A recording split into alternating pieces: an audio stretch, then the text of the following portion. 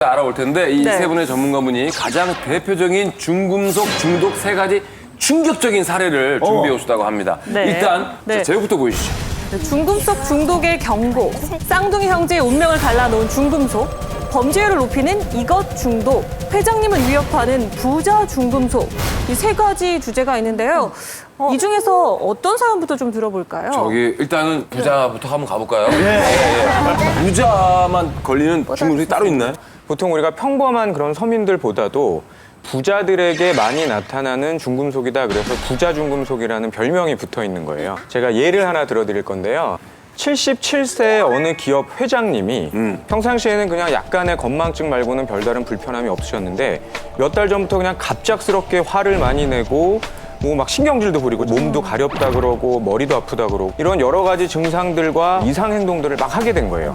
그래서 정밀검진, 종합검진 다 해봤는데 아무런 뭐 이상 소견이 없다 그랬는데 중금속 검사를 해봤더니 체내의 수은 농도가 기준치의 무려 10배. 이렇게 결과가 나온 거죠. 왜 그런데 이렇게 수은이 높아지게 된 것이냐?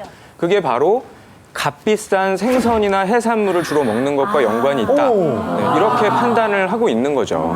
그러니까 이제 값비싼 생선 자체가 문제인 게 아니라 대부분 이런 것들이 먹이사슬의 피라미드의 꼭대기에 있잖아요. 예를 들면 황새치, 다랑어, 상어류 네, 이런 것들은 아무래도 수은이 많이 들어있으니까 이렇게 덩치가 큰 생선을 많이 먹게 되면은 아무래도 수은이 몸에 축적될 가능성이 높다 이렇게 보고 있는 거예요. 그러니까 바닷물이 수은에 오염이 되는데 그거를 플랑크톤이 먹고 또 작은 물고기가 먹고 덩치가 큰 물고기들이 계속 먹으면서 계속 수은이 축적이 되는 거죠. 근데 보통 이제 일반적으로 적정량을 먹는 거는 별 문제가 없는데 과량으로 덩치 큰 생선을 먹었을 때는 좀 문제가 된다는 것이고 그래서 일반적으로도 이런 덩치가 큰 생선은 일주일에 한 100g에서 200g 정도 이내로 먹으라 이렇게 권고를 하고 있습니다.